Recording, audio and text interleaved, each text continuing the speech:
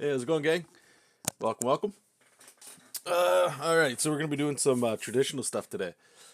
Good old pencil and ink.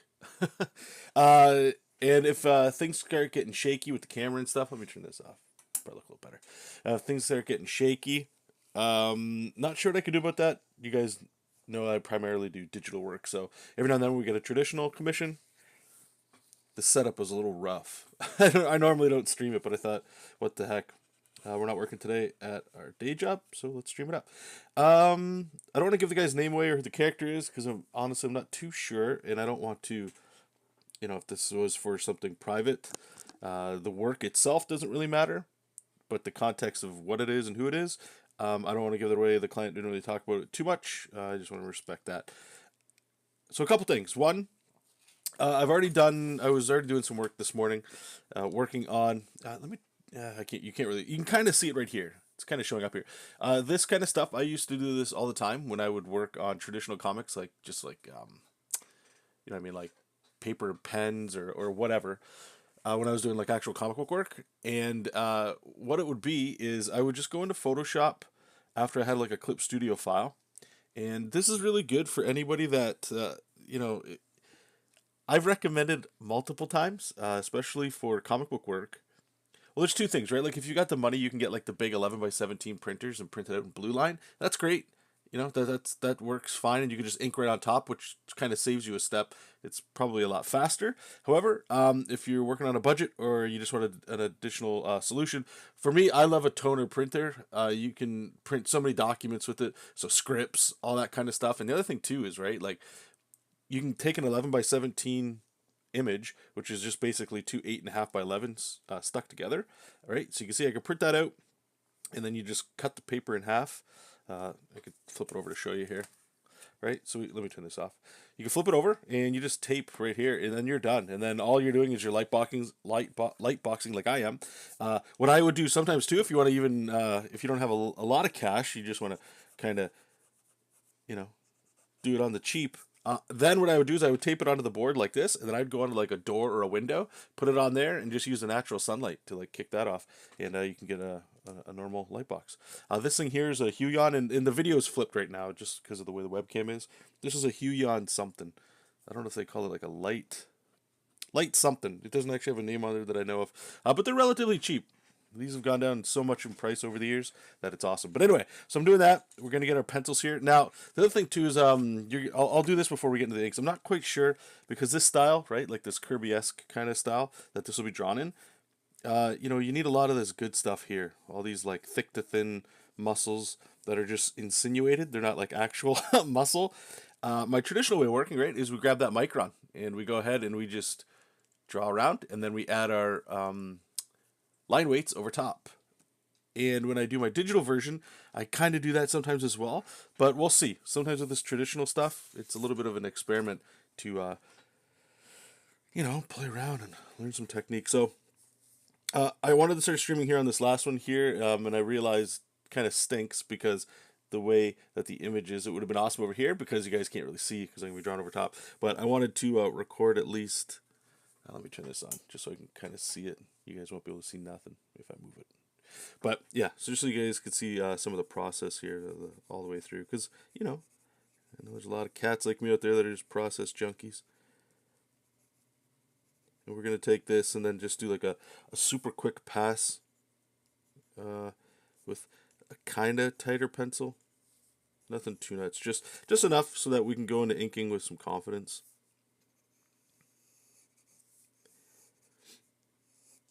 The benefit of working this way too, guys, like especially if you do traditional, even if you do traditional and you're not a digital artist, I highly recommend. I mean, I feel like it's becoming more and more common, maybe just with younger people, or just people experimenting more and more with digital. But this stuff just helps you so much. It's helped me so much, just being able to, the tools digital gives you, being able to incorporate it any way you can into your workflow, I think would just help you tremendously. Same with 3D. That's one of those things where it's always on my mind. We've always worked, or we have. Hey, Flay, how's it going? back in the day, man, when we were doing like backgrounds and stuff, cracking open, what was that? SketchUp. That was what it was called. Cracking open SketchUp and importing like 3D models and all that stuff. But especially at work, I was able to like work a little bit with Blender and things like that. And it's actually pretty simple, the software. It's just spending that time to get comfortable, you know? I got some wacky scribbles on here. My son was drawing. I don't know if I have any of his drawings over here. I got one right here. You can kind of see that. It's like a. You can kind of see that. That's your typical kid's drawing. It's like a monster head. It's good stuff. I feel like I'm just gonna keep getting a library of all of his drawings on the side, and I'm just gonna swipe all of it.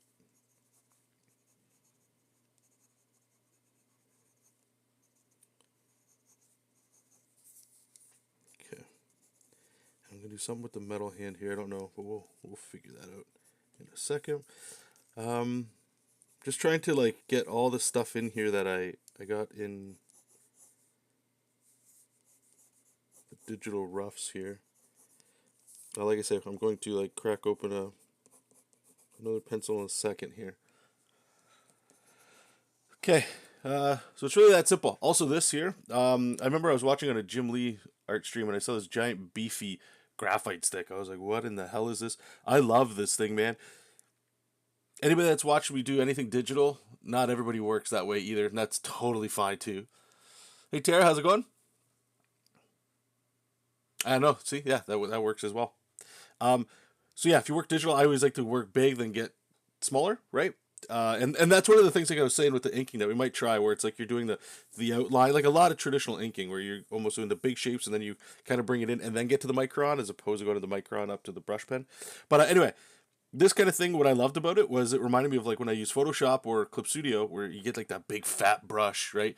And you're just like scribbling down ideas. This has been amazing. Like when I was going to conventions and stuff, and even some other traditional things, it's not for detail work, you know? It's for like getting big fat shapes down fast. And it feels like that kind of tool too, you know, like one of those big fat markers that you might have sniffed when you were a kid. You know those markers for like shipping boxes and stuff. Maybe it's just me. Let me just clean this up here because we're gonna put. The guy had asked for some, some Kirby dots and Kirby effects and stuff like that. Nothing nuts because it's supposed to be just like a character turnaround, as you can tell. But we can always find ways to sneak in some Kirby. What I'm gonna do actually is I'm just gonna quickly jot in roughly where I had stuff because this isn't working for me. I need to be able to see this a little bit more. Right, like we can like maybe get some Kirby dots up here just to make all this black. I don't want to. It's more of a compositional thing that I'm worried about. And I'll be able to take this off in a second here, and it'll always be here, so I can just always reference it. But I want to be able to look at this proper. I don't know what we're gonna do in the sky. Maybe just more. I don't know if I want to do Kirby dots. I know he said it's pretty light up here. Maybe we'll put like some debris and stuff floating. It's classic stuff I like. Okay. Turn that off. We're not going to need that anymore. All the information we need is here. Is this going to drown it out with too much light? Is that too hard for you guys to see? It doesn't look great on my screen.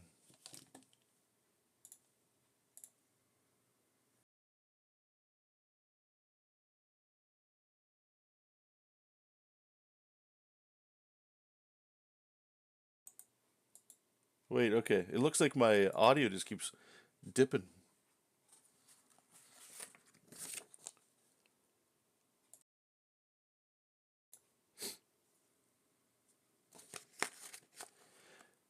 Hey Marshall, how's it going, brother? Guys, let me know too. I apologize. I just quickly looked over here and it looked maybe my audio is muted. And if it was muted this whole time, that stings. I don't have a lot of room here, so I'm trying to keep things off my keyboard as much as possible. Tara, do you have any SketchUp tutorials used for background drawing? Just ask out of here. I, I don't know necessarily about tutorials. I'd recommend, and this is such an awful suggestion, but going back through my old videos, it's been a while since I've done comic book work. I'm trying to think if there's something. I know a lot of the background stuff, it would be more organic, right? Like you could type in SketchUp, and I haven't used SketchUp in a while. I don't know if it's a version I have where I'm unable to really find some quality stuff, but nowadays it would be like, let's say it was, I don't know, some sci-fi thing. I might search for like a 3D warehouse, something that's got structure to it, or like if a spaceship or something, I might search for like 3D engine or something. Anything that gets like these organic chunky shapes is kind of like what I would look for, and then I'd put it into Clip Studio or Photoshop, whatever, and then sort of like draw over it from here and there in little pieces. But I know there's a few manga channels, artists that are working on manga that like custom make backgrounds, and that might be a little bit more appropriate because they're doing all the hard work. Like they're actually making a custom background. They're not doing what I'm doing, where it's just, we'll say, phoning it in. Where I'm just like taking something that's already been done and then drawing around it. They're sort of like, oh, okay, I need a auditorium. All right, we're gonna quickly design an auditorium. I'm too lazy of an artist for that, so it's not good behavior, I know. All right. Also, the client asked to keep all this kind of stuff, which I always dig. So I'm just trying to keep this so it's not sticky everywhere. So I can throw this in the mailer as well. I'll keep it right here, actually. There's no room. I got no room. Sure, we'll go like that. Let's put this RPG stuff over there. Okay, so here comes the tricky part, my friends. Oh yeah, we're gonna do a quick pass of just tight pencils, nothing nuts. And I'm not talking about tight. I'm just talking about anything that's a little like odd. Like this guy's face doesn't really have any details in there. So I just want to at least give him something. Give him a little attitude. Do the old looking off to the side.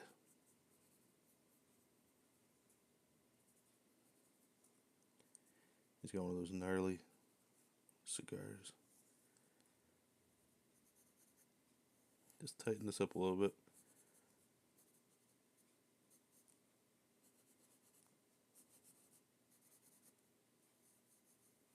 Probably deserves an ear.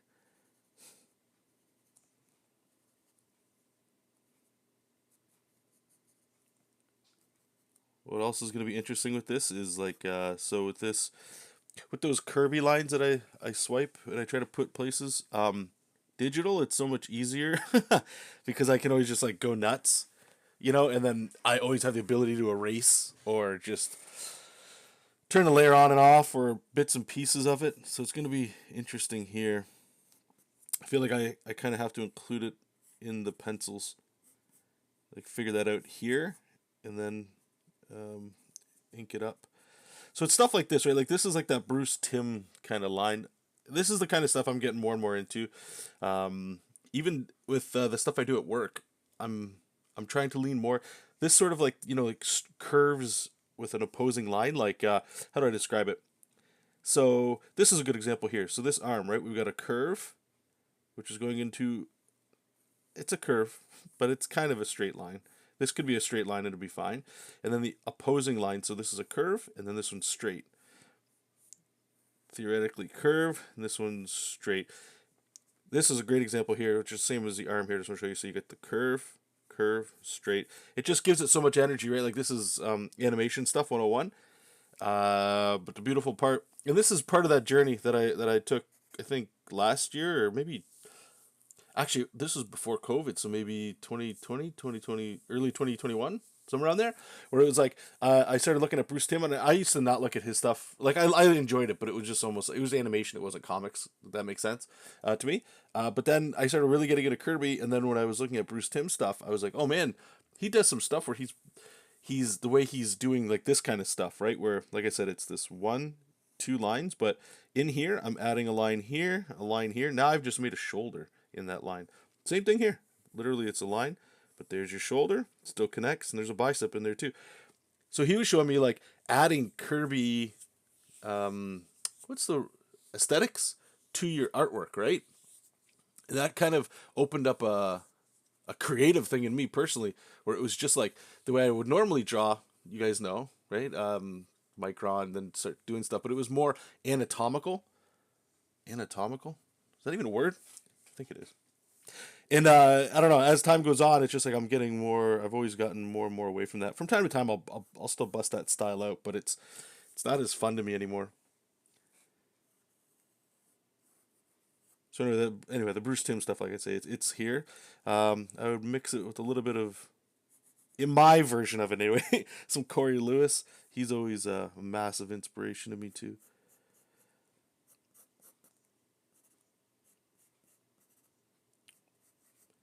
All right, so I got to figure out this arm.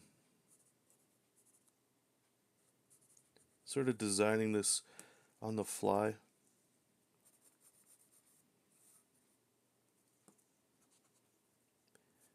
Get this thing. We'll wrap that around the back. Give this some dimension.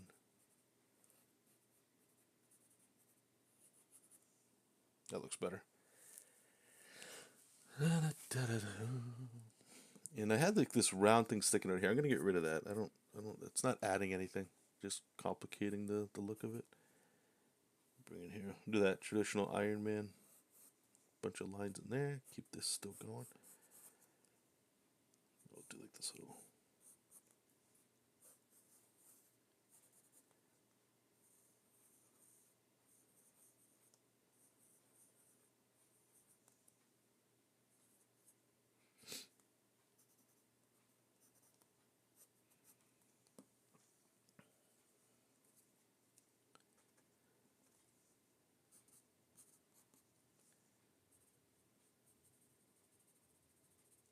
Just figure out some of these black shapes.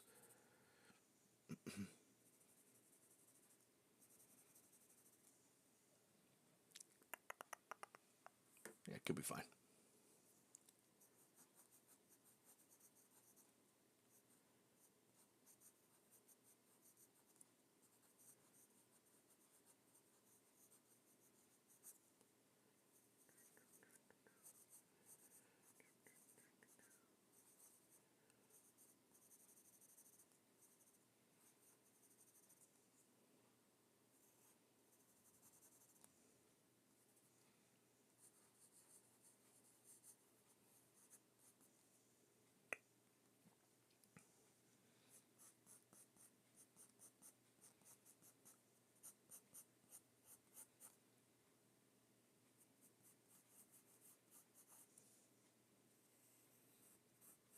Should we keep that line in there?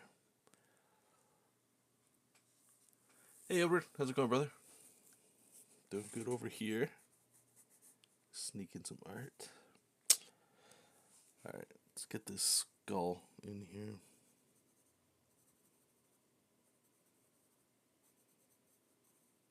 And thanks for popping in, everybody, too. Really appreciate it. Always helps the work go by.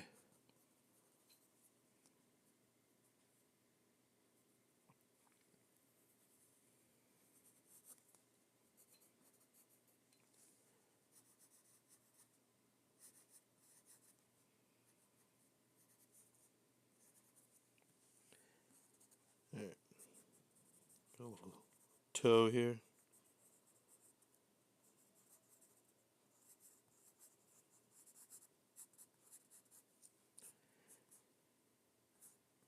I gave him like this little wristband action. Mimic it over here. Might just, you know, make it a little more metal looking.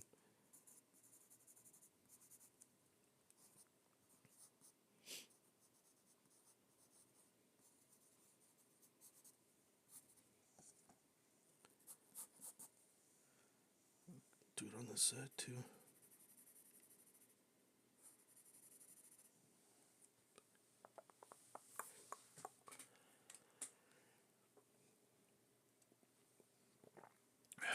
He's gonna have scars on his body too. I'll most likely forget that until after I draw it.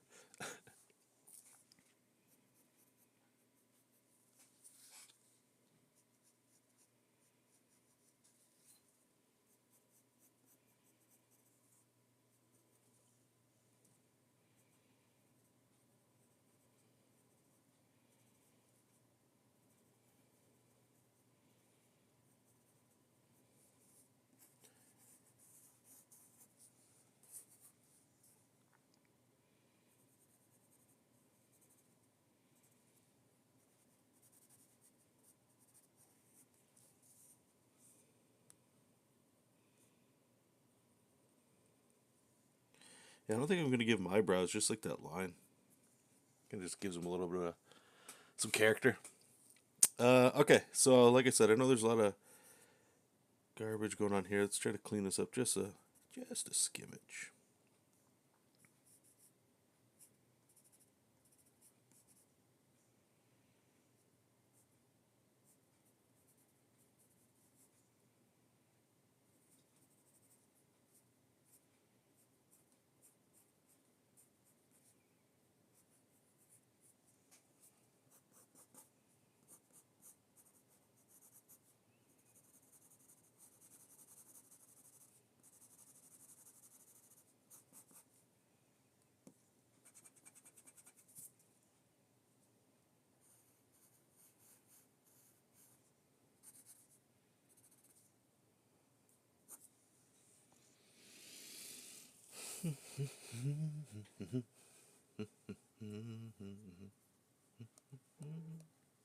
Mixter, thank you. You really didn't need to do that. Do appreciate it.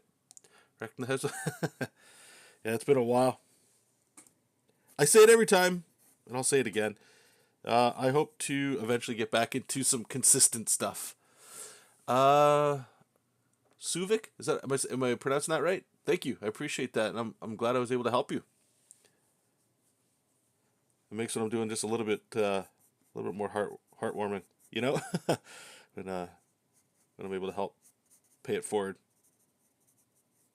to some fellow artists. But thank you as well. I appreciate it, Mixer. I appreciate the support. Everybody else too. I appreciate you being here. I've said this too is like one of the reasons I don't stream as much anymore. Well, there's a couple reasons. Okay, if we're doing the real talk. So since my son's been born, and it really came down from him being born to like I want to be able to spend as much time as I can with him within reason. So it's I'm the only one bringing income in the house, right? And that's a decision my wife and I made for her to be a stay-at-home mom, which is what we want and what I want as well. And I think it'll be best for our son and our family and yada yada. That doesn't matter. So with that comes like, okay, well, how can we bring in some extra cheese? You know what I mean? And luckily, I'm very fortunate to have people wanting to, give me some cash to help them draw them something that makes them happy or whatever they need for whatever they need, right? So one of the discussions that I had with my wife too was trying to come up with it. I'm like, I don't get me wrong, I really love comics. I've had a lot of fun doing them. The hard part, well, the main thing with that is like, okay, so they take so much time. So the only way you could really work around that is to change your style to make it something quick, right? Those days of me doing super highly detailed stuff, I mean, they've been over for a while. This stuff is definitely in the direction that I'm currently enjoying and all that fun stuff. But so comics were almost like, okay, well, if I can't do that, like, okay, so what else are we gonna do? And that's where you guys have probably noticed it's mostly like just pinups these days, because that's the time I have. Like in this kind of thing, it's not comics, and it usually pays a lot more, which is great because I'm able to still draw in a comic book style, which is fantastic, and get some more time to be able to not just spend time with the family, but like I don't know about you guys, but do you guys have hobbies outside of art? I know when I was heavily into like trying to break in to comics and all that, and I've talked to Death about this too. It's like a lot of the advice I would always hear, and it's warranted absolutely. And when I would get the advice, it was always well intended. I don't think it was ever malicious, but it was like, if you like, let's say, video games or anything that requires like a time investment to kind of move away from. Whoops, just that. I'm sure this camera will be moving all day here. Sorry, guys. Give me a second. But anyway, yeah, to move away from, we'll use video games as an example right now, just because it's. Can I move that so you guys don't get like totally nuked by that? No, you guys are just getting slammed. If I turn this off, can I still see? Yeah, we'll try it like this. A little harder on my eyes. Oh yeah. Here we go. Technical difficulties. All right, stay there, camera, please. All right, you're not moving. Anyway, it's to stay away from those kinds of things because, like, let's say a comic book takes, I don't know, you'd always hear like 8 hours for a page, but sometimes that's true. Usually it's not. Just a lot of time. And then if you're also working a job that's not art, like most people, you know, like you got a 9 to 5 or you work a part time job or whatever, like you're running out of time. And I don't know, it just started feeling like work to me. And, you know, I enjoy a video game here and there. And I would feel guilty for playing games, man. Or even like, I just started getting into a hobby of playing board games, like solo board games, getting into solo Dungeons and Dragons and all that kind of stuff. And I mean, I've been having a great time. Uh, but I felt like I wouldn't be able to do all that stuff with having a full time job and a family and comic books. And all. It was just something I had to give. So that's why things are going the way they're going. But again, that's the reason I'm talking about this is that's where I'm struggling. I'm like, I don't know what to stream anymore. It's not like I'm not drawing the same amount as I used to. And when I'm doing pinup, sometimes I can just, you know, spend 10 minutes at the end of the day before I go, you know, spend time with the wife or whatever. And then 10 minutes here, 10 minutes the next day, and 30 minutes and the drawing's done. It's not really like streaming in chunks. I just put up a video of me speed inking just a piece for myself, and then I'm gonna do a coloring one on that one. I could do those ones, but like this is the stuff I really missed, and then I've talked to you guys about that before. I really miss just being able to talk to you guys about it. It's like it's that community stuff that always it feels good, you know. Oh well. All right, I think this is pretty much good to go. I just gotta figure out the Kirby stuff. I think I might. I should probably. Part of me is thinking I should wait until this is inked and then go. Okay, this is where we'll put this and that. But another part of me is thinking maybe we should get that over with now. Another thing I'm debating is if I want his pants to be like a solid ink, like a black. It would look good because he's got a lot of white on him. But I don't know if, and it would match his gauntlets and his whatever these ankle pads or yeah ankle pads. What is an ankle pad? It looks good design wise, so I think we'll just keep it. Um, let's draw his feet too before we leave. Okay, his pinky toe is gonna be here.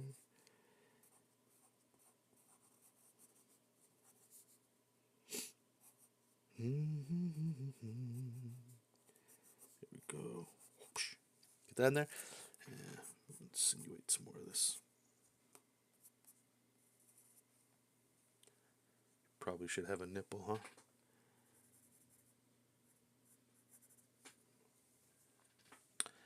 This back muscle stuff. Yeah. All right.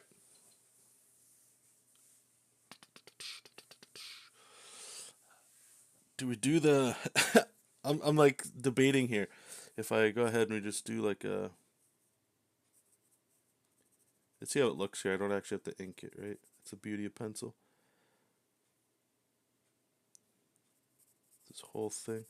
I don't want. I guess it's gonna start looking like a speedo. Yeah, I'm not gonna do that. For whatever reason, to me, I don't know about you guys, but I'm looking at this and I'm like, okay, so if I color this in black, that looks like underwear. These ones don't. I should probably draw the skull here before we go. Get into the inking.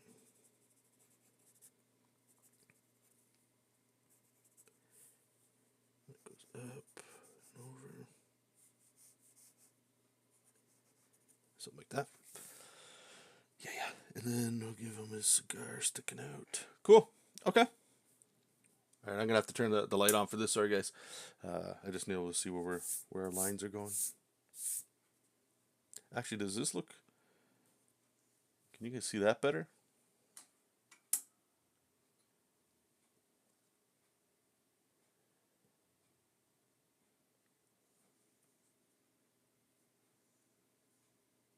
Yeah, I don't. I'm not sure which one to do here. All right, let's put this to the side for now, and I'm gonna grab. Yeah, we'll grab this guy, and I hit my camera. Yeah, yeah. Let's put the drawing over there. Fix this bad boy. There we go. Mixer, have you ever challenged yourself to make a comic strip? Do you mean kind of like Calvin and Hobbes, Foxtrot kind of comic strip? I think I only did back when I was debating on starting a webcomic before Jessup King when that started. It was one of those like, okay, it updates once every week or whatever. I tried doing the, what's it called?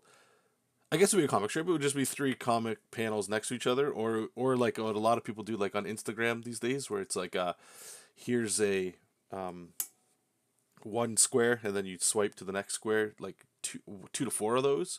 You know, yeah. The only thing is, I found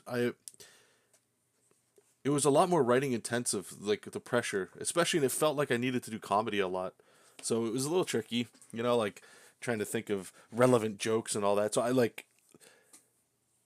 I tried thinking about it for a little bit, and then I was just sort of like, okay, let's move on.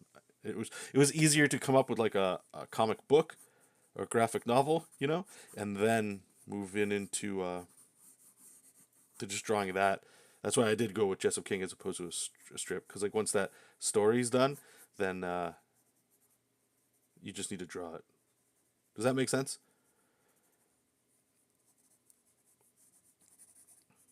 I'm just drawing a couple things here. Super simple because I want to test out how we're going to ink this.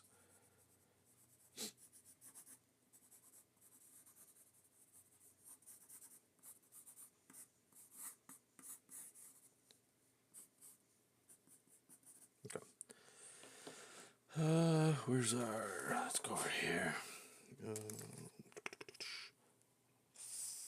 Three... I don't know. I don't know which size we're going to use here. I think that's too big. And this one's probably going to be too small.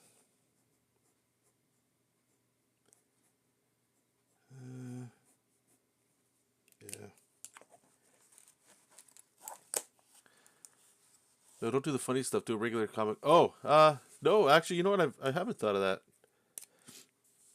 And what's funny is, as soon as you said that, like I immediately thought of, and I haven't really read them. I just know about them, like the existence of like the old Spider-Man strips that would be in like newspapers. But yeah, no, I've definitely not thought of that. It's an interesting perspective. I don't even know how you'd go about doing that. Like, just a continuing story that would only be like 6 panels. Have you messed around with any of this kind of stuff? Hey, Chris, I should revive my comic strip. I did the standard 6 weeks and sent it around syndicates back in the 90s. Yeah, and how'd that go? Did you enjoy it?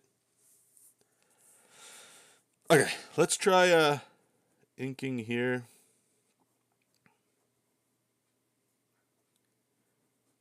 I'm not going for aesthetics. I'm just trying to mimic what this might look like. This is the traditional, normal way we work.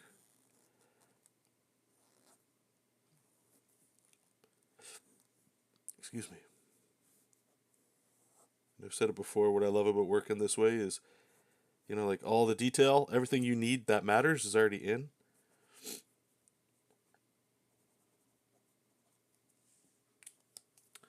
And then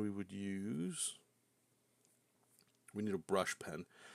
Something fat and juicy. This one's probably going to be too brutal. I don't have the control for this. Then we kind of worry about like our line weights.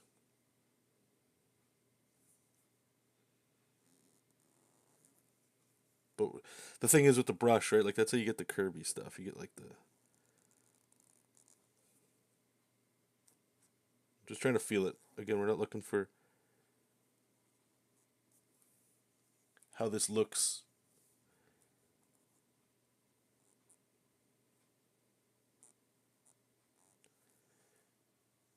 Could we do some fine stuff with this?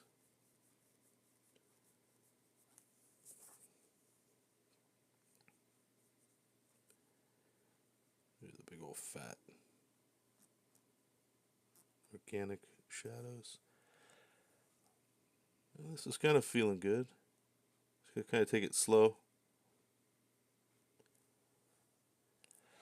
All right, we got that, and then the other one is like sort of like this newer way that I'm working too, where it's I learned this from watching a lot of Ryan Otley, where it's he would start with not this brush. This is I have no idea what this is. I just see people using these things, so I pick them up every now and then.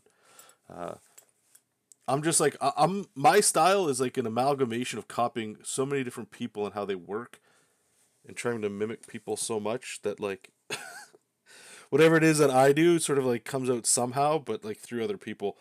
Um, I don't really like to experiment myself too much. Again, it goes to the time thing. I'd rather see what other people are doing, copy what they do, and try to incorporate it with what I feel like, what I like looking at, let's say, so that it opens up the possibility that I get to play some Dungeons and Dragons more often than I should. Does that make sense? Or play a video game. Um, a cliffhanger? Okay, you know what? Ah, damn it. See, every time, and that's the other bonus here is every time I do these streams, you guys always give me these awesome ideas of like, you know what? That might actually be kind of fun to do. And that would be a really cool way of getting back into comics. Damn it, you might be onto something here. Actually, let me write that down. Where is my... Oh, it's over there. So thank you for giving me another idea. Or giving me a idea, I should say. 6-panel weekly comic cliffhanger. Old Spidey comics in newspapers.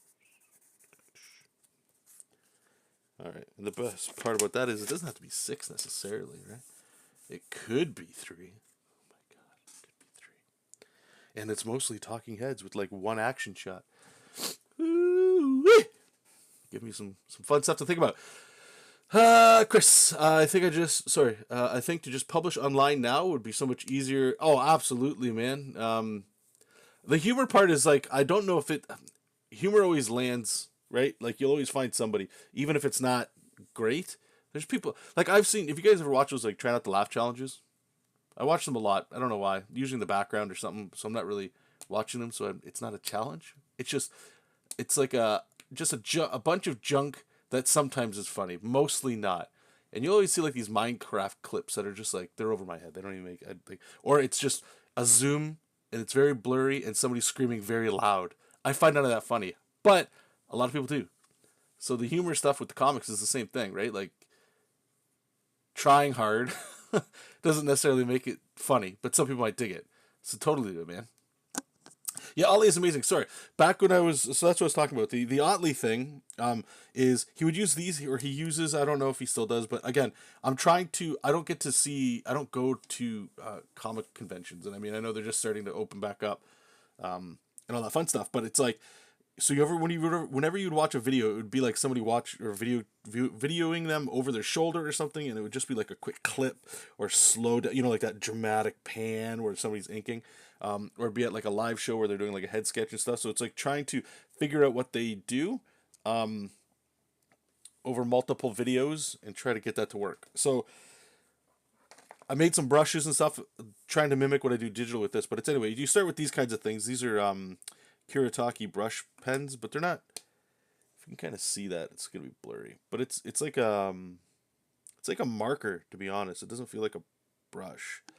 But they give you the thin to thick, right? So what you would do is, let's just start with this one here, right? So you're kind of just doing the contour of these shapes. And actually, if you watch my last inking video I put on YouTube, it's this method here. What I do like about it is the speed. The speed is absolutely crazy. I love the results I get from it. Well, maybe I don't love the results necessarily, but it feels a little bit more loose than I would like, and that's sort of my hesitation with it. But I feel like this is a more appropriate way to ink. It feels more organic, like I could grab a brush and do the exact same thing here.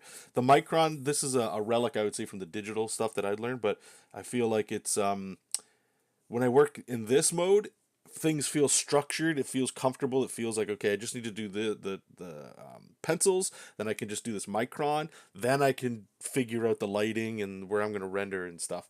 So it's all compartmentalized, right? This stuff feels a little bit more like the Wild Wild West. Like things are, you can't really screw it up. You don't have a lot of options to like move around. Anyway, so you'd go like that, and then then you would grab your micron and you just go in there and you do your details, right? Like.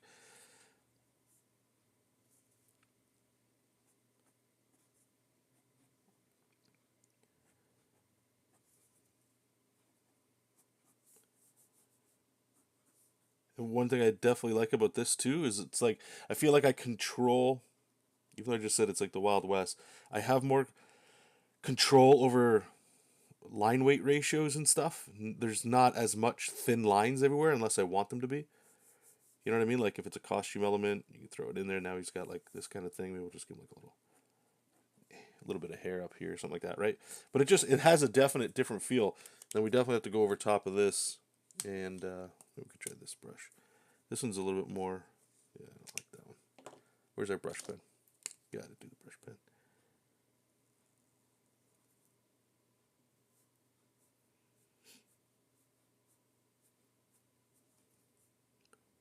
Get the blobby.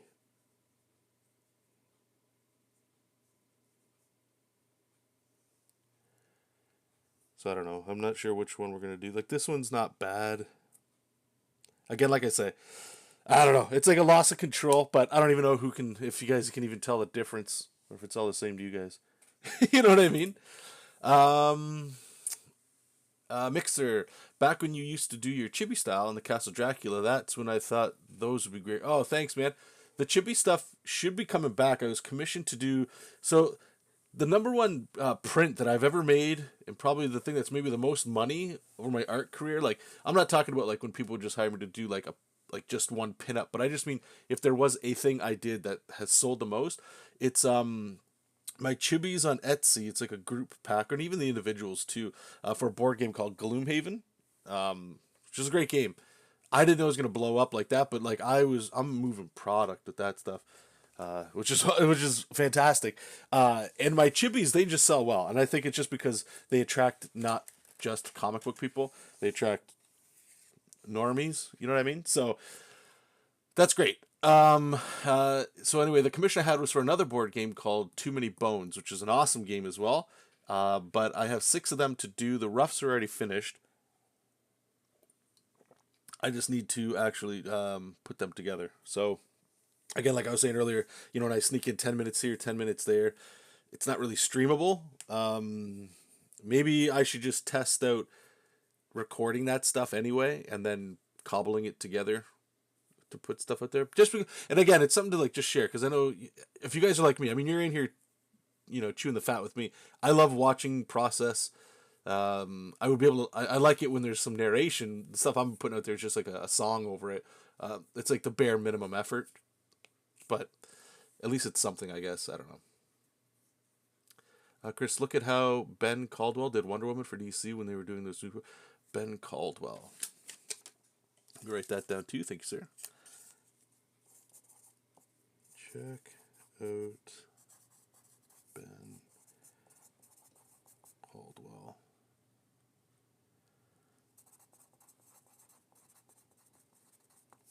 Thank you, sir. Man, it must be hard to write backwards. The magic of flipped cameras, eh? All right, you know what, guys? I think we're gonna go with this one, just because of the speed. But I'll have to be a little careful with it. I feel like it could probably get away on us if we don't keep that puppy in line. Okay, well, the other thing too that method will help is this stuff. Like I said, a lot of that Bruce Timm animation stuff where it's like there's long lines that are going places. It'll make that look better. How does this one feel? Smaller one. This teal color one is supposed to be thinner, but I feel like this blue one just feels, I don't know, get more range with that sucker. All right, well, which one are we going to start with? Let's start with this one over here, just because it's all the way over here.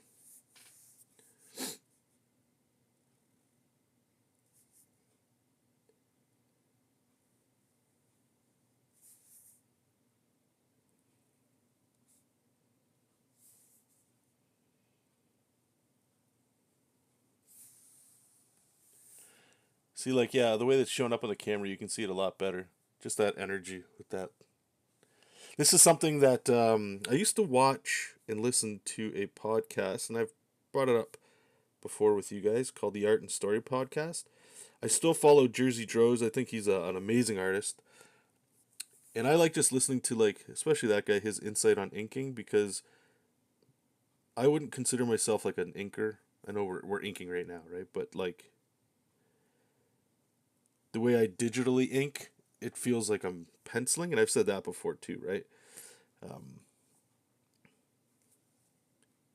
but I remember him, and I think he had a couple of the other guys on there, Kevin and Mark, and they were always talking about like trying to get like your whole arm in like a line, some sort of like flow.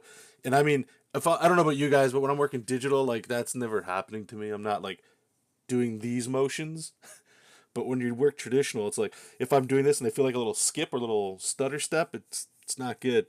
But anyway, when I started to go less anatomical, and started doing like this kind of stuff, it made me think more and more of what I'm talking about there with trying to get like that line feel.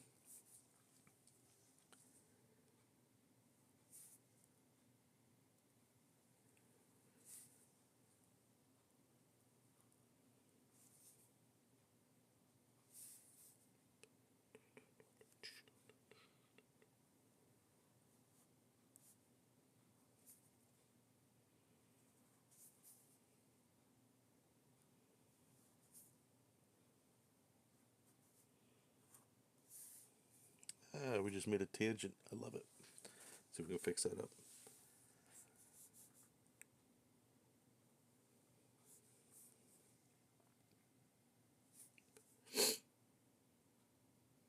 Um, I'm gonna leave that here. Okay, so let's stop. Bring out the old micron so we can tighten some of this up.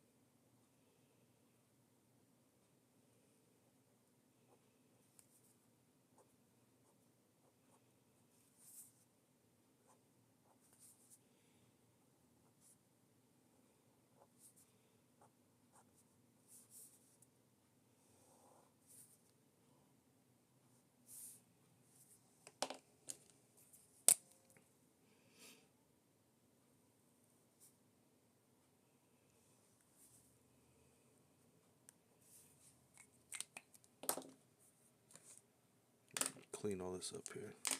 This is what we need. Just these two. We're gonna need a brush pen. How are we gonna tackle this stuff? This is just a brush pen, huh? All right, I'm gonna actually here.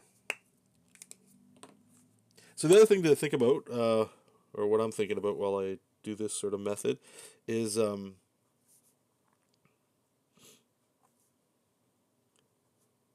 it's like working in the biggest shapes and then kind of bringing it into the detail. So, like I said, we got all this contour done. Try to do some overlapping shape stuff, then throwing your shadow in light rendering, like super light rendering, because you don't know exactly where that's going to go yet. Then adding your micron detail, like up in the face and all that kind of stuff. And again, the other way that I would normally do this, it would be The opposite. The whole thing would be drawn a micron, and then we'd start drawing the line weights and stuff over top. Chris, I had forgotten, but just looked at it. The Ben Caldwell DC Wonder Woman series was part of their Wednesday Comics ended. Okay, man, I don't know if I just when I was growing up, I didn't have any Spider. I didn't have any of those kind of things in mind. My favorite one was Foxtrot. Coming on Hobbs, I didn't really care for. Foxtrot, 100%. And yeah, there was those superheroes in my Canadian paper. I wonder if it was an American thing. All right, let's try to get this brush pen. I don't want to go too nuts with this here, right? Because it is just skin. He's not in here. We'll get some fun stuff, but this is where we're sort of insinuating that there's there's muscle in this line. Try to find the point here.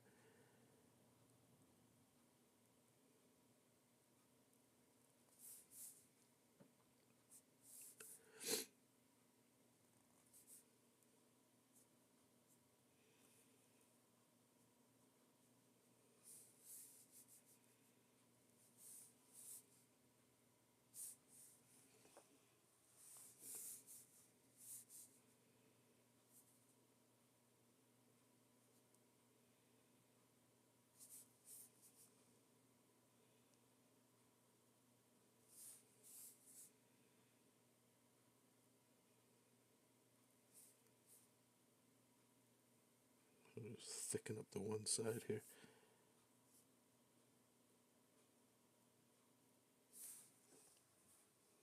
Just make it feel like it's got some weight to it.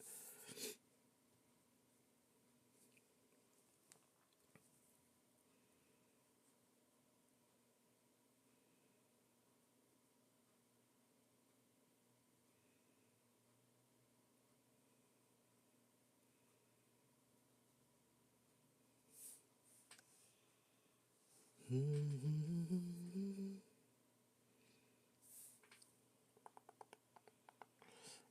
wonder if I have a better tool for like some feathering.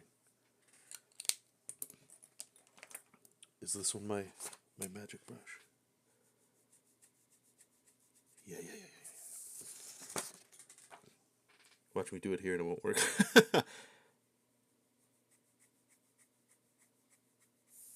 There we go. Just to get just a little, little. I love the Kirby rendering, man.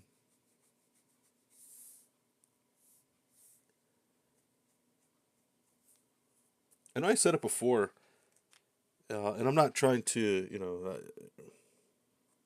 never a comparison. I don't want to compare myself because it's not warranted. But this Kirby adventure that I've been on, I just wish I would have had the balls to do it sooner. And not only just the balls to do it sooner, but the balls to think it was okay. Like, I would always look at his stuff. Just, not always. When I first saw his stuff, I hated it. I thought it was like, this is junk. This is somebody that was working for deadlines, yada yada, right? And then started to try to learn why it looked this way and whatever. And it grew on me over time. I don't know if I could pinpoint the exact moment when it was just all of a sudden magic, but I think it actually, now that I'm talking about it, it might have just been when I started to get away from doing comic book pages. Because like I'd always look at stuff and everything I'd always hear is like, okay, well, study your anatomy, all that good stuff. And then I would look at people like Jim Lee. Then I was introduced to Finch. Capullo was always nice looking stuff. John Romita Jr., I always loved that boxy stuff. Like there was something about that. And in hindsight, it's very Kirby. But anyway, you would look at stuff, and if I put Kirby next to like any of those people I said, it was like, well, one of those people doesn't know how to draw as well. And then it goes into, I think, what we were talking about a little earlier of like, all right, well, if you're trying to get a job working at these places, you got to you got to be able to draw. Why is his nipple all the way over there? Would it be up here? Where would his nipple be? Where's your nipple going? Does that look weird up there? I think it should be up there, not way back there. Yeah, that makes more sense. just insinuate it. Anyway, so I look at it. It's like for whatever reason, more like Kirby stuff. I think if you're not into art, you might look at it go like, there's some energy and all that fun stuff, but it looks like the guy can't draw. I'm not going to debate that. But it was like once I started trying to incorporate some of this kind of stuff, at least the stuff I dig, it was like, oh, it's so freeing.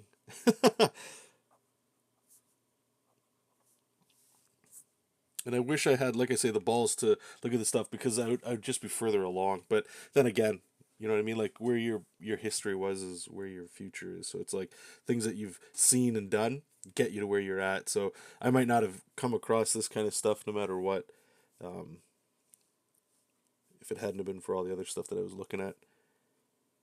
That makes sense. But anyway, I'm having a good time. I do get self conscious from time to time though. I think that's why every now and then you'll see like a normal drawing. It's like I don't want people to think, oh, well, this guy, because even though I just said all that, there's definitely a part of me that thinks like people look at Kirby stuff, especially if you're not in comics, like in that world. I would imagine too, more so in that world. That it's like if you're not in that, then you don't have the context for Kirby, and you might look at it and just think it's like, I don't know, some wild kind of style choice that you're making.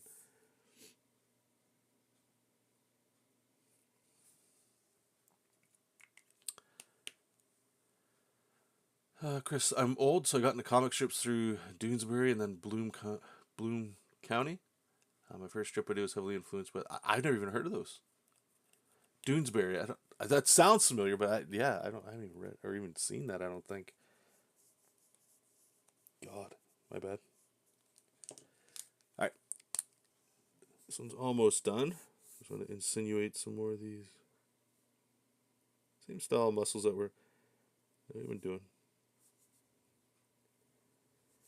It's just insinuating where like muscles are, not necessarily where they should be. Now to fix this tangent thing, what I think I'm going to do is I'm going to just really set this back in shadow. Hopefully that fixes it. How does that? I don't know. That might just be a boo-boo.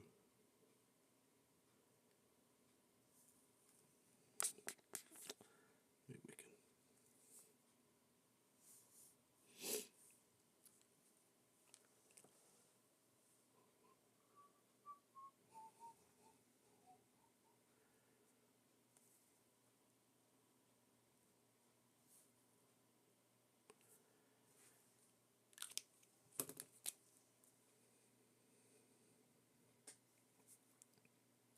And you need scars. Like I said before, I'm going to do that at the end. Because I want to make sure that they're all in the right spot. I'm just thicken up this side here.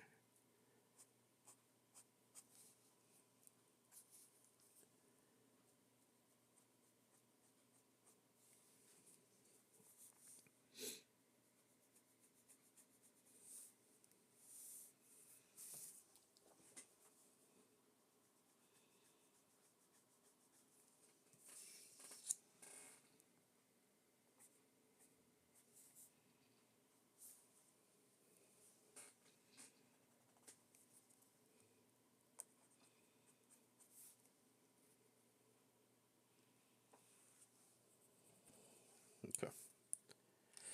Part of me's thinking, you know what I might do before I mail this out? I might take a picture of it for the client and ask them if they want me to keep all the pencil lines. Some people like that. Gives a little bit more of like a gritty kind of look, Some people don't. All right, what do we do next? All right, well, we got that one done. Do we want to jump around? I'm thinking of doing this one here. Just because this has got all the heavy lifting. This was the test. At this point, it can't be anything more than a test. You know what? Let's make this belt metal. Get some metal in here. Brush isn't going to cut it for that. Let's do, this one work for metal? Yeah, that'll work.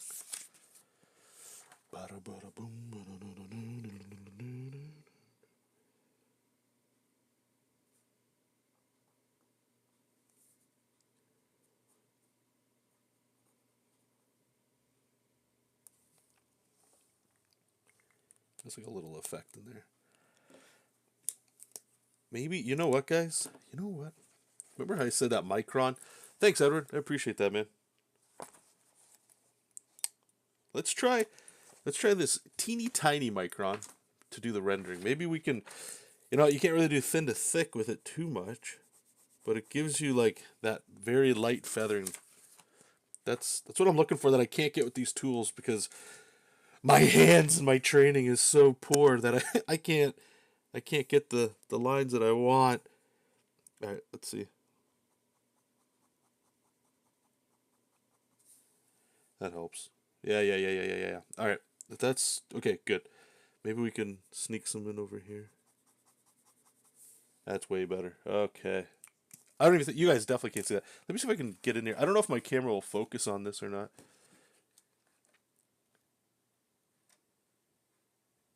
No autofocus. I love it. But anyway, this one here is the micron, so it's a lot thinner than the other ones. But and that looked way like fish-eyed. That was weird looking. Catalyst. Hi, Jonathan. Hi, everybody. I was not expected a video of the commission today. Thanks for sharing the whole process. Oh, thank you. I do appreciate that.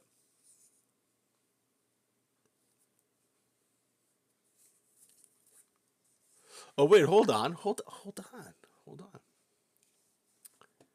This is your commission, I believe, right? Let me just double check the names. Maybe it's not. Maybe it is. Can you confirm or deny? Because if it is, welcome. But I do have a question for you that you might be able to help a brother out with. Let's see here.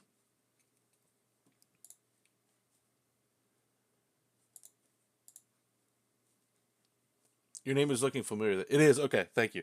Is it on Twitter that way? Is that why? Is that your Twitter handle? Right, because I know your real name, and I didn't want to say anything about what this is or who it's for and all that. Yeah. Okay, it is awesome. Glad you could be here. Okay, brother. Question for you then. So what I was going to do is once this is finished inking, I wanted to take a picture to send to you, and I still will if you want. We can wait for that, but if you're here, you can answer it now if you want. I was thinking, because some people do like this. Do you want me to keep the pencil lines here, even though there's ink over top, or do you like it inked and then erase all the pencils so it's nice and just slick ink?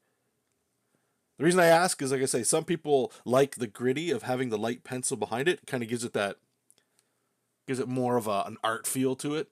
I like it. Like, I'm not shading or anything with it. It's just like an extra little texture thing kind of thing. But you let me know. You don't have to answer me right now if you don't know. Like I said, I can take a picture of it with the pencil version before erasing it, send it to you over Twitter. And if you like it, then you can keep it. If you don't like it, you can erase it. All right, let's keep going. Definitely still need to do scars, and we got to do some smoke. All right, let's start with, I guess, the head, right?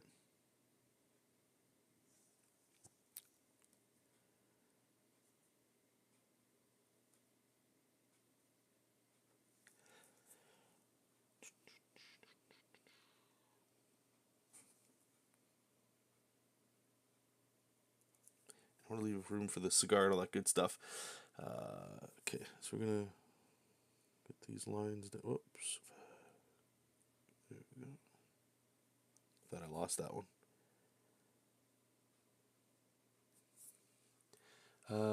Yeah, okay, cool. You got it.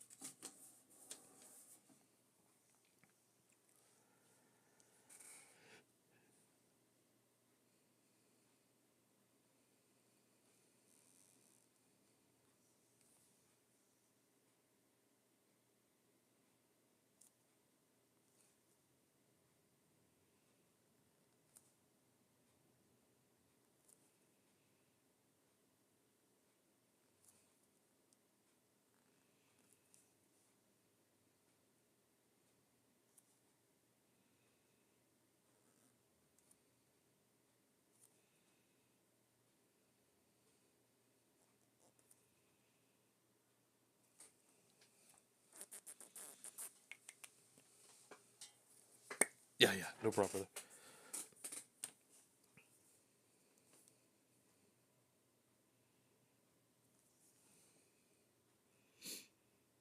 Every time I do traditional stuff, there's a part of me that's like, I need to keep doing more of this. It feels good. I don't really have that feeling with digital. I like the result of digital though, what it gives me, but like the dirty hands and I'm already getting ink on the fingers and all that good stuff. So that's the stuff I kind of miss. Like back when when we were doing actual comics on paper like this with pencil and stuff. I remember, you guys know, you know what I'm talking about. All here is just graphite. Then I started putting pieces of paper down so that I wouldn't smear it around and all that good stuff. But like, it didn't really do much.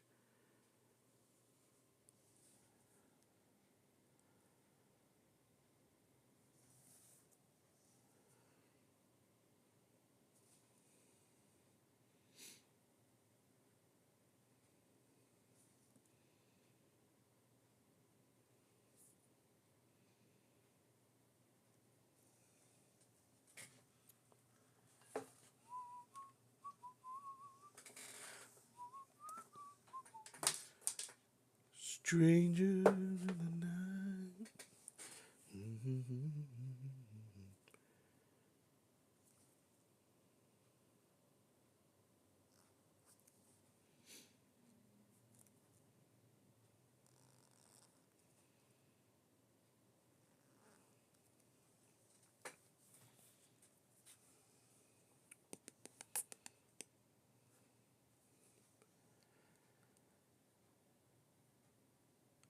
I think that's, yeah. Here we'll do a couple more. I still got to do the feet too. Can't forget those. Where else are we gonna have some? Put some down here.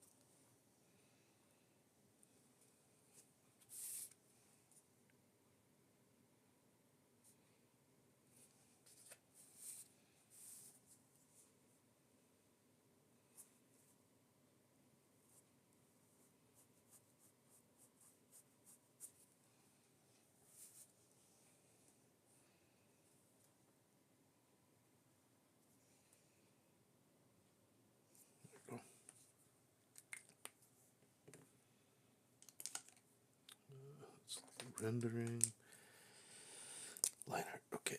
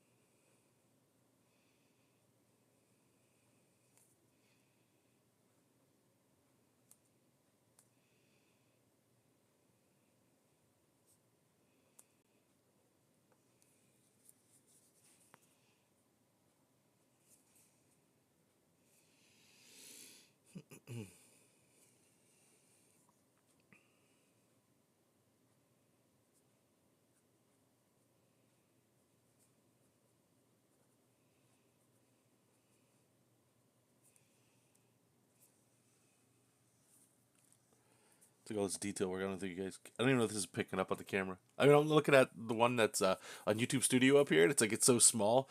It's like it looks like I'm just doing this over and over again, just touching. I have no idea if that's picking up.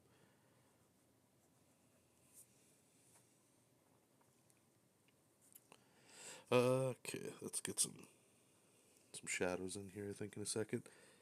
So I'm gonna clean this up.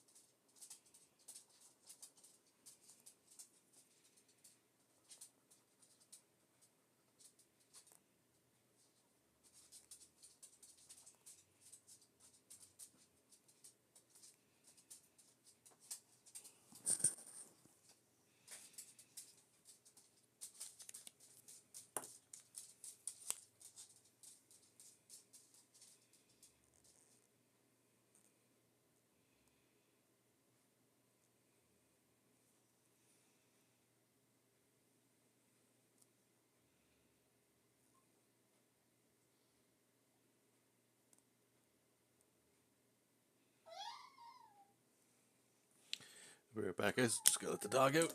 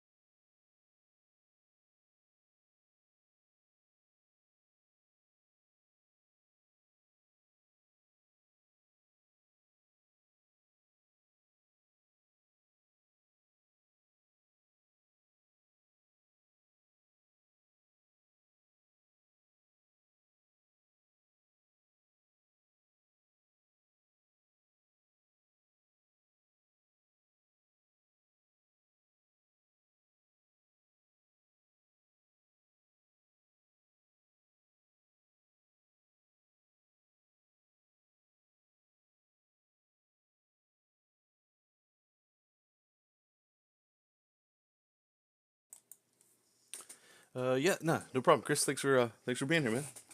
Appreciate it.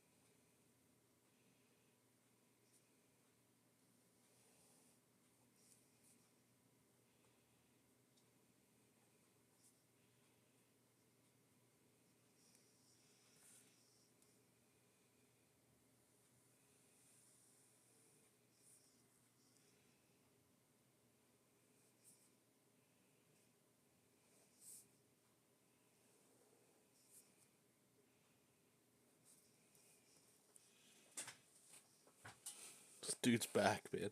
That's awesome. I really enjoy doing the front one. This back one though, I don't draw a lot of back images. So just having like this giant back, dude, it was a lot of fun to do.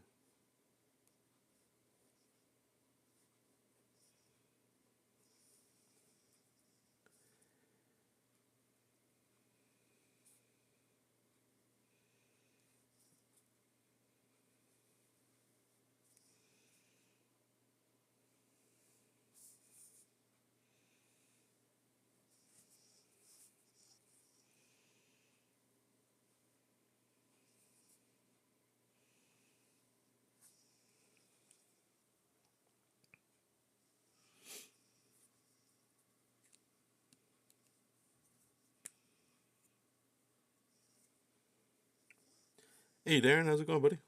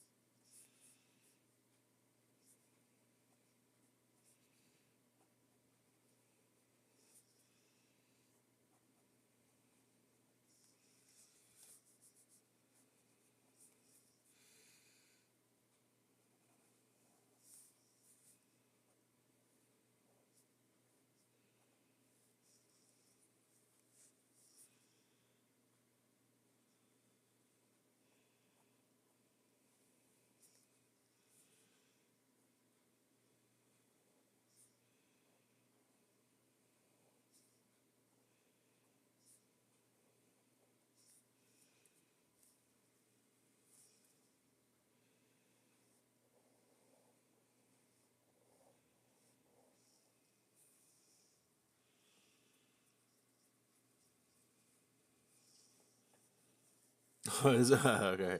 Yeah, you're up bright and early, huh? Holy smokes. I guess when it's that early, it's still nighttime, right? Technically.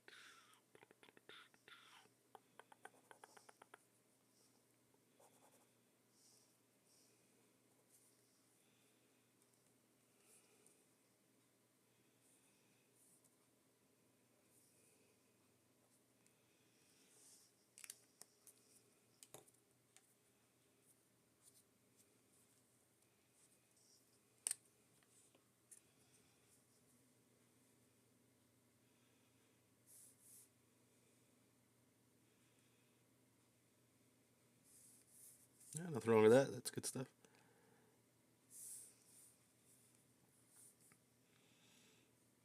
You guys, night owls?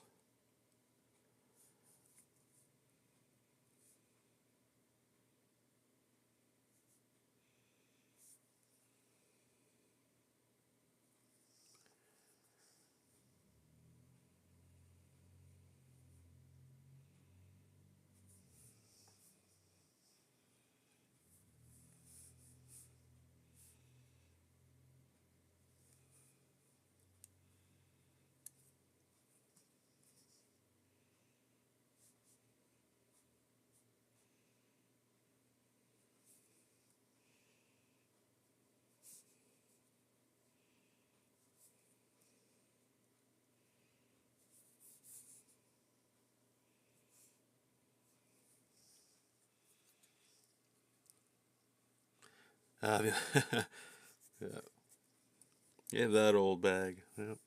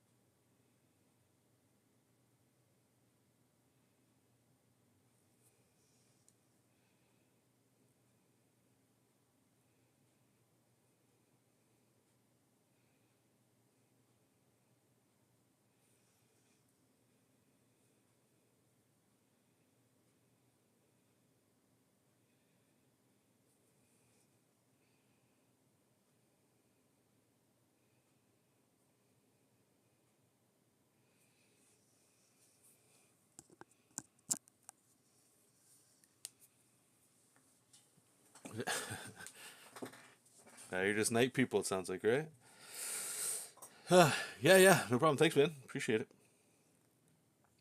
Just doing some good old fun commission stuff.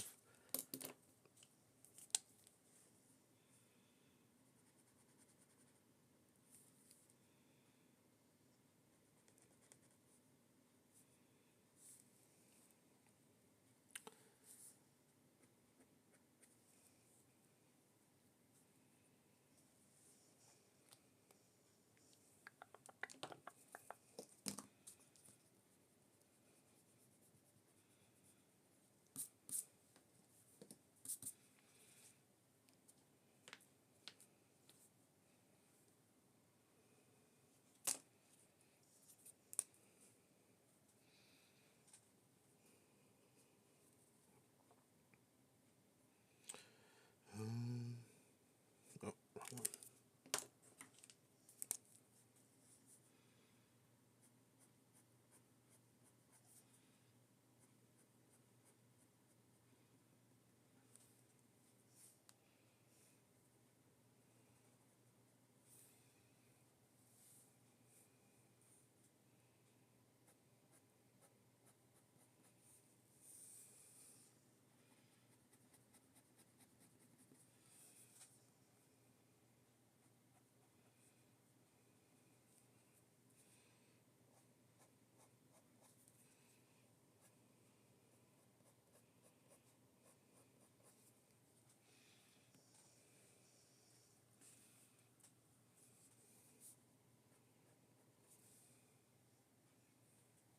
Oh, thanks, man. It feels honestly like the opposite. Feels like there's no control at all. I don't normally do the traditional stuff, right? So it's always fun jumping back in and just being say a student all over again with it. It's a different mastery. I don't work this muscle nearly enough.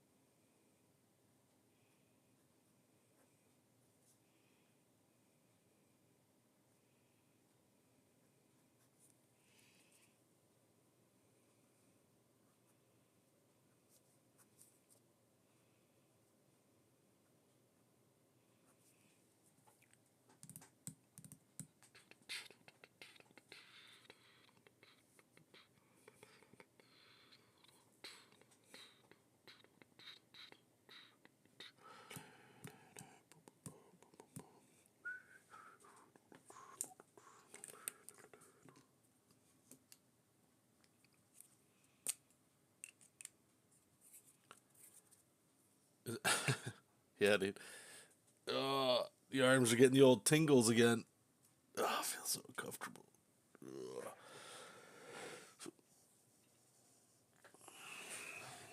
Well, we got this guy to do. So we've got this one, and then the cigar smoke, scars, and then the good old fun Kirby stuff, or Kirby effects and dots and stuff, fire, and then this thing's all done.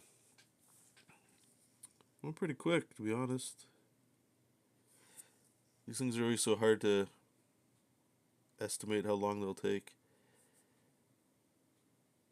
I don't know if you guys are the same way, but depends on, if what you're doing is cooperating, like bad art days and stuff where everything you do is just not coming out, or man, I just can't get this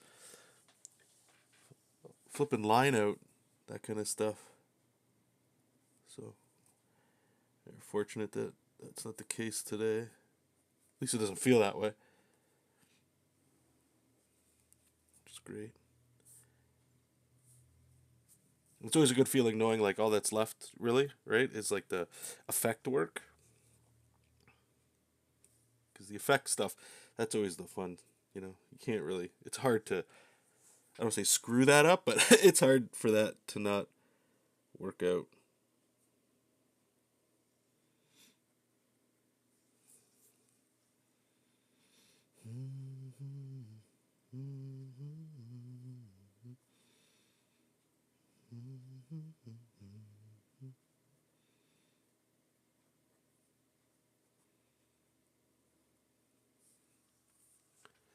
Kabbalist, are you still here, dude?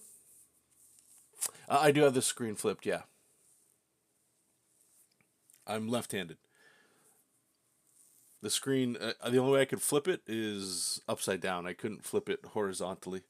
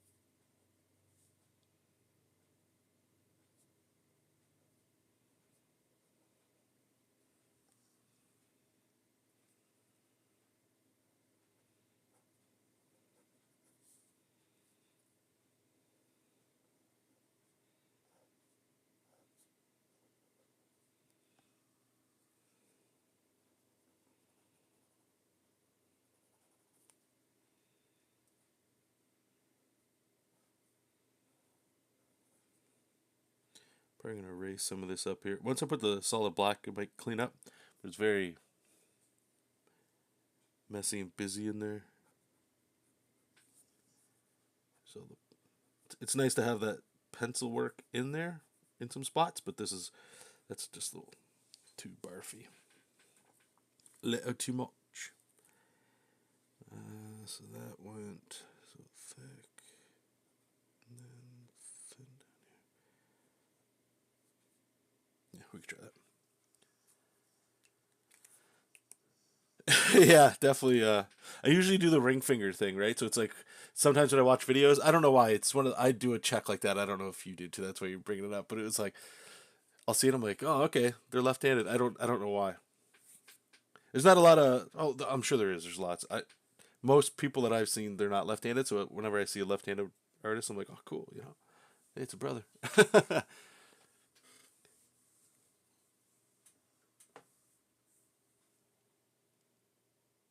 Yeah, thanks, Darren. No problem, man. Yeah, trust me. It's very endearing to know that there's people that are, you know, interested in my stuff, and you're one of them that have been around for a long time. So I do appreciate the support, man.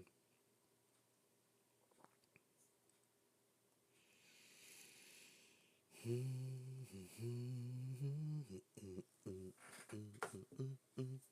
right, let's get these solid black shapes in here. I just need to see what this looks like.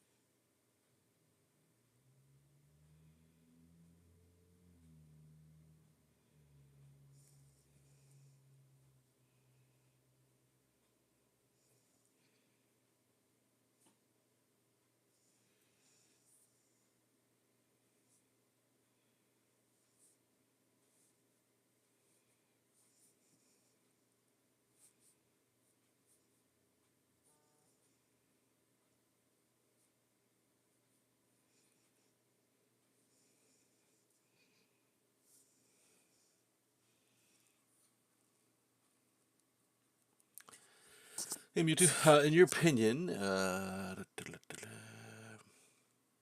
what's that? You just shame you live in. Yeah. Damn it! Why are my parents bang in Canada? What, in my opinion, is the best way to deal with off days? Um, well, I would say it depends on what kind of work it is. So if it's commission work, if it's client work, if it's professional work, I think just accepting that you're gonna have an off day is not enough because you still need action.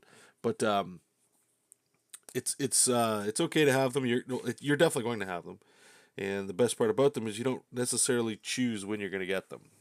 You can get a good night's sleep, all that fun stuff. But honestly, I find the hardest part is just doing for me. You know, like I feel like if you sit down to draw, force yourself to draw, even if you're just scribbling, even if you're just noodling, it's something, and you might get something out of it. If it's commission work, like you kind of have to do it, or you're just going to be piling on deadlines, right? Like, so most artists that I know, they're, including myself to some degree, is like just we're not, it's not that we're not motivated.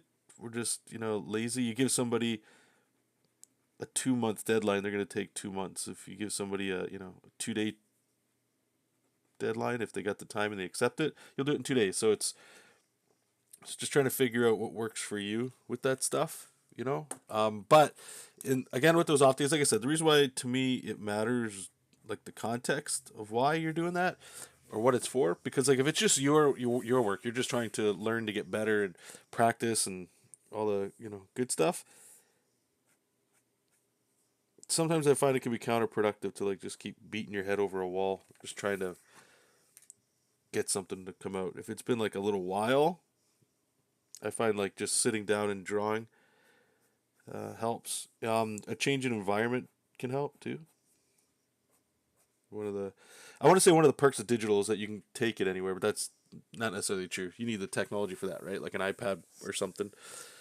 So I mean, just pencil, pencil and a notebook works. Sometimes literally just getting out of the house, change of scenery, all that kind of stuff can definitely help spark that energy again. But for me, it usually passes. I don't normally get into an art funk for more than a couple days at most. Uh, but that could be a couple of things. Like one of them is my day job asks me to be creative in some way, whether it's UI, which isn't drawing, it's just tickling a different part of the brain a little bit, or if it's, sometimes like this last couple or last week, I had to do a lot of concept art. Not even concept art. That's a lie. It's I had to do some concept art, but I haven't done concept art in a while, so I had to like reflex that muscle, if that makes sense. So that was draining, and then when it comes time to actually doing the ideas, it's like you gotta sit down and try to figure this out, and it can be pretty rough. Uh, but the short answer, I suppose, even though it's taking me a while to get there, is it's really just sitting down and working. There's really no way out of it. Just realizing that that means sometimes you're not going to give your best, and sometimes your best, you don't even need your best. You just need the work, right? So if it's like client work and you're just doing volume, sometimes most clients that I've dealt with, at least I haven't heard. They could have just been being polite, which is very possible. I never heard back of people being disappointed with what they expected to get, we'll say. And that means they had no context or idea of, and it's not like I'm trying to cheat people, right? They just didn't know you're having a bad art day or whatever. So it's usually in your own head. There's a book that I remember reading. It's not, what is it, the war of art, not the art of war. And this guy, he had like a really good way of phrasing it, and it clicked with me. It was pretty much, and this might sound like overly dramatic or artsy fartsy, which it kind of is, but it was like every day when you choose to do your art, and he was just being vague with it. It's like slaying a dragon, right? So if you go in there knowing that every day you got to kill a dragon, at least you know that's all you got to do. And he's just basically broadening what he's saying, right? The dragon is just sitting down to do work. So you can hack away at a dragon, you might kill a dragon, or you might just, figure out how you're going to kill that dragon tomorrow. But every day you're going in slaying dragons. Makes it feel a little bit more, cool, I guess.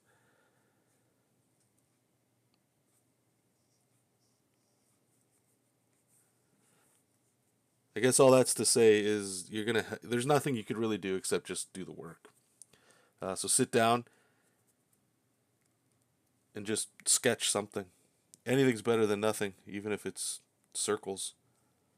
you know, Definitely try changing your environment if you can.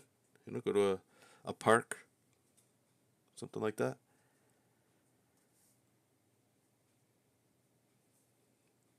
I will say this. One thing I did when I lived outside of Toronto, I didn't do this often, but I notice it now that I have a kid of my own.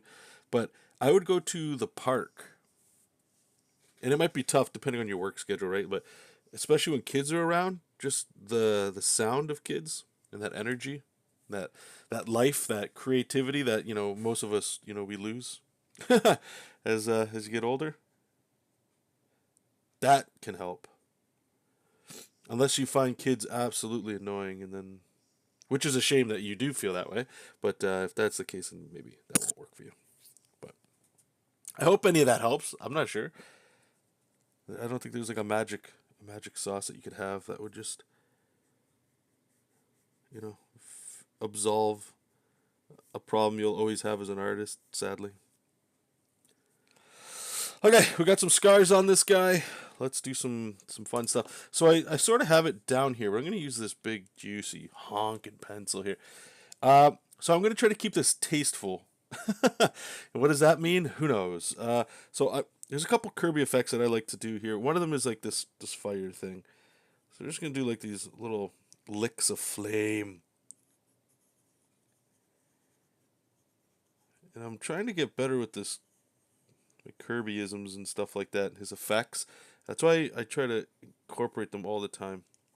So I'm going to put my Kirby dots over here. What I don't want to do is, like, you see where this is a black area? I don't want them there. Maybe we can kind of bring it up like this. Yeah, we could even... I'm trying to use this as like a way to frame it, right? There's going to be a lot of ink in here. And wherever there's flame doesn't mean you have to have the dots. But it's kind of cool to have some fire behind them.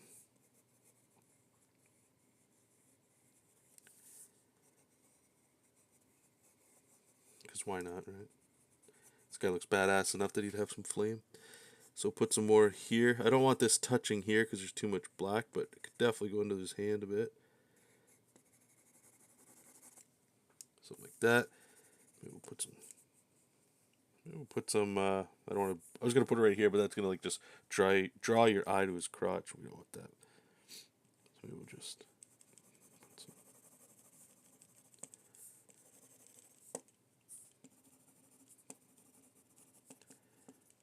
dots here. Then we're gonna do like, you see how there's this energy. I'm gonna try to just put little dots along this path. This way, so it's like a different kind of energy. One thing I found from studying, and I still got a long way to go. These Kirby dots and the way he would handle energy is trying to have different kinds. Like if you just put dots everywhere, it just looks like dots everywhere. And it's personal taste too. Some people I know, like, they use Photoshop, like an actual Kirby brush, where you just like kind of move along and it just makes a bunch of dots. To me, that always looks awful. Because you're not taking the time to do this sort of thing, the reason for it. But what also makes it look awful is when it's just that, and it's not. And it depends too, right? Like if you're doing like a full page thing like this one is, uh, you got a lot of room, so you can use more. If it's just a little panel and you're just gonna have dots in that one spot, like that, like I get that. That makes sense too. All right, I'm gonna use a pressure sensitive brush. Oh wow. Okay, I'm going to use a brush pen, pressure sensitive brush. Wow, just so that some of these flames can have hopefully some life to them. And another thing too, for those that are interested in this amazing man's technique, at least how I'm seeing it is, you see how I'm drawing flame, or at least what I'm trying to insinuate is like flame. One of the things I noticed is like once you fill it with black, it's almost what is that called? It's not. It might be negative space. I feel like that's not the word I'm looking for though. Um, but it's letting you have how do I describe it? It's flame, right? But it's also Kirby dots in here, right? Like these are just black dots, really, when you circle around. And once I started noticing that, it opened up my eyes a bit, where I was like, okay, so it's not just circles. Like I know I have circles here, but it's not that. It's that I guess it would be negative space. It's the white and the black areas, right? So this white of where we're gonna call it flame. It only looks like flame because we're gonna put the Kirby dots behind it. And the more I look at his this stuff, I don't know if Kirby dots is the right word. Like they're circles, but it's not. That's why I don't like the brush so much. I used to use it until I started looking at it and stuff, and it's like we're gonna use dots here for sure, like almost like a pointillism a little bit. But this isn't dots. This kind of stuff. It's fire, but it's that contrast, and that's the part that I think a lot of people miss. I know I did before I started looking at his pencils and trying to recreate some of it. And it's such a powerful thing to add to your art, especially if you work with shadow or black and white. I know some people don't work with black. Like everybody works with black and white, even if it's pencil. But I mean, like heavy ink in your art. I could understand that. Like if you've got like a much lighter animated style, where you just shade and stuff like that with color. I can see it's a little different too. Your view on work hygiene I found interesting. The one where you used work from home, like small rituals to get you in the mind frame, like going for a walk, for shoes. Oh man, that was God. I don't do that really anymore, but it's so funny. I could go back and watch old YouTube videos of mine, and it always depends like what was going on in my life at that time, like why I would do certain things. But that was when I started to go freelance full time. It failed, by the way, because of my bad habits, but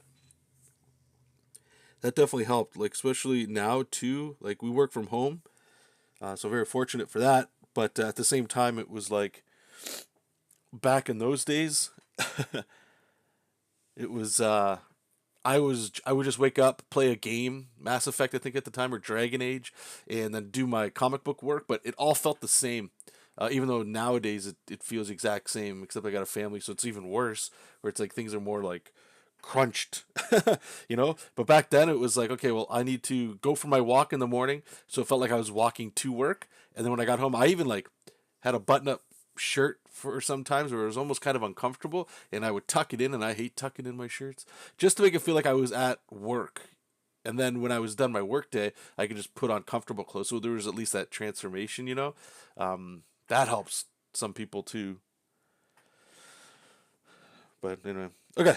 So we got our flame, our flickering flame. Now we're gonna use our brush pen. I don't know how much ink this is gonna eat up. I think I have cartridges if we run out. I'm going to start with. I'm going to start on the right, or right to left. That way I don't get ink smeared. We'll see how this goes. Actually, you know what? Before I get too nuts, let's put some paper here. So I'm going to draw all over the screen. All right.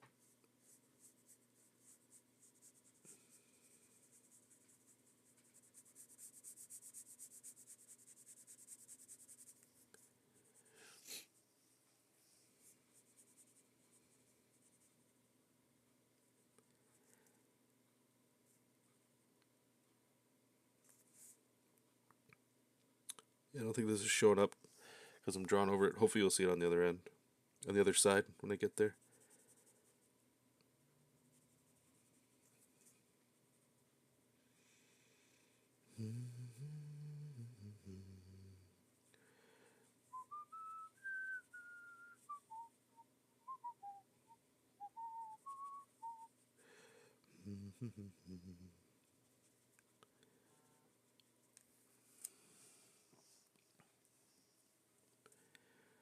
Yeah, we'll toss some here too. Why not?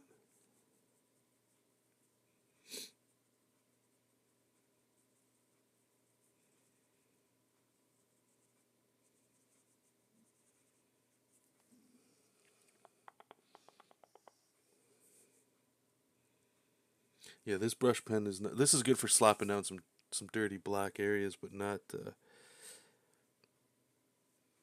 dot part, or the circles or shapes, whatever you want to call them. So I'll just knock in where the solid blacks are, and then we'll go ahead and add in some fun stuff. What's that you're saying? You put your shoes on. Okay, yeah. Whatever helps, you know. This actually goes into like what was your name? Mewtwo was sort of bringing up like how do you how do you make that mindset of just working when you don't want to work or dealing with off days and stuff like just it's so funny too, right? Like if you guys work, I hope you guys have worked day jobs in your life. Teaches you a whole bunch, humbles you, makes you angry at the world. It does all those things, but it's like art is whatever. But when it comes to like going to a day job, like we've all called in sick just because you don't like your job or you don't want to work, right? You just want to have a life, whatever your reason is. But most often than not, I hope anyway, you still clock in, even if you don't want to be there and you're having an off day, like your morning sucked, you're tired or whatever, right? But when it comes to art, it's like you get them too, and it's weird because isn't that the thing you're supposed to want to do? Why do you get that with art? That doesn't make sense. This is this or that, whatever excuse you want to come up with. Just it's funny. I know for me, it just sort of like cemented my belief where I'm like, yeah, okay, like art is just something I do and I enjoy it and it gives me joy and all that stuff, but it can't be my life. Because if I get burnt out on this, oh, then what? Then what I have to come back to? What's my outlet? You know what I'm saying?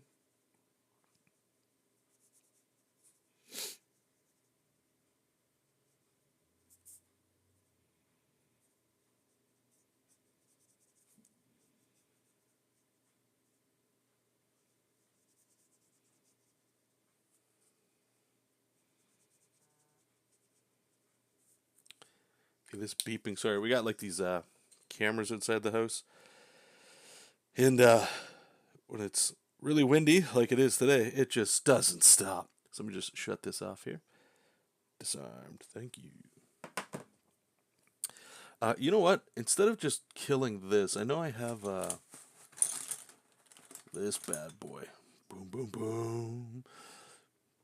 Black magic. All right, let's see. Watch this. Just, I think this just like you squeeze it and just like pour it. Yeah, yeah, yeah. That's what we want. Yes, please.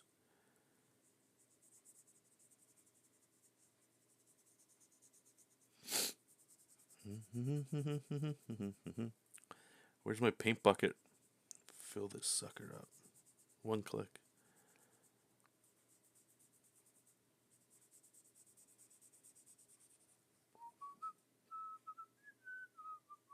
All right, we'll get close, but not too close. We need some intricate stuff for this edge.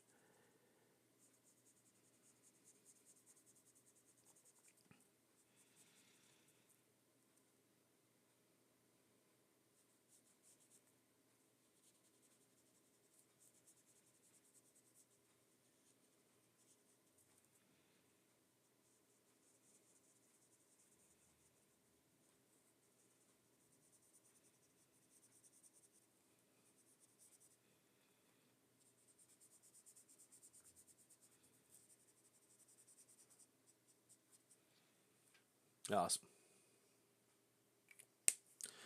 Thank you, Brush. All right, you can go back in your house there. We'll bring this boy out.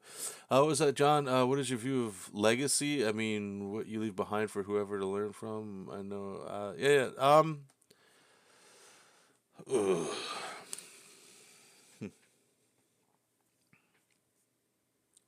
Uh, I mean, it's important.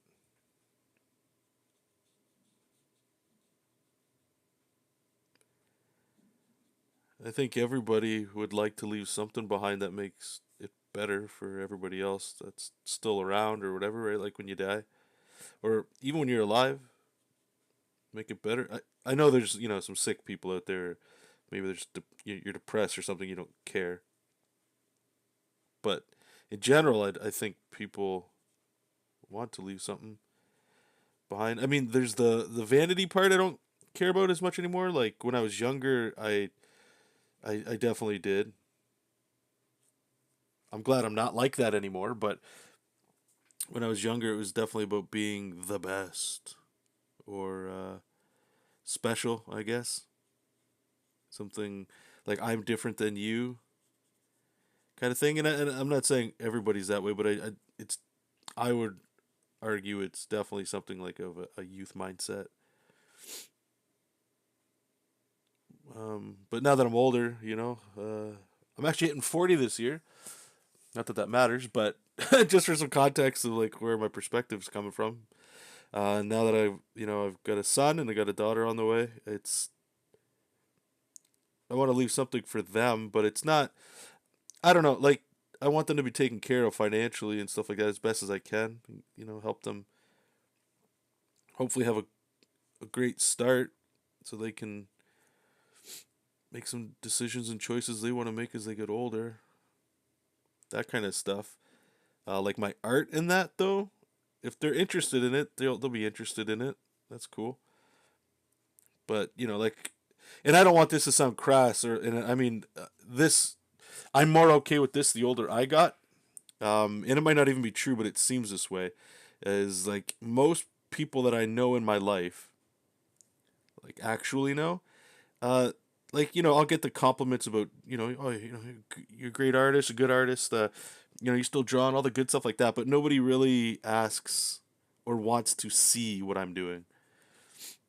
Like no one, not my wife, not my dad, not my brother, not my close friends, and it's like, and I'm cool with it. I'm not, it's that goes again to that mindset of when I was younger of like it should be super important to everybody else because it's important to me. It just makes me realize, like everybody's so different. It doesn't matter what's important to me. Most likely isn't important to most people, right? Even if they're super close to me, which is fine. Because there's definitely people here like this, or like you guys, or anybody that watches the channel or communicates with me online, that are that's specifically into art. So I get to hear from you guys from time to time, which is all I really need, right? Like just that art validation that I think a lot of us artists appreciate. So that's happening, but like I say, as my kids get older, if they're interested in art, like obviously I'll always be into art as long as I can, and if they're interested, then I'll more than gladly show them or whatever they might want. But as for legacy, like when I'm gone, if I'm remembered for like a comic or an idea, I don't really care about. Maybe as I get older, I'll worry about it more and more as it's like the clock's getting ever closer to me dying. Where it's like, oh, what have I done this whole time? Maybe then. But currently, no. I mean, it's more just enjoying what I got as I'm here, not dwelling on what I have or haven't done. If that makes sense. I'm just trying to find a brush here that we're going to use to do some. This is what I'll call the Kirby dot. So like what I was just doing there, is the negative space, right? Yeah, this will work really well.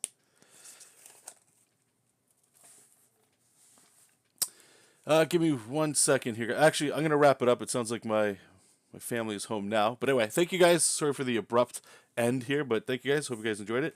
And I will talk to you soon. Keep reading comics. Keep making comics. I'll talk to you then. Bye bye.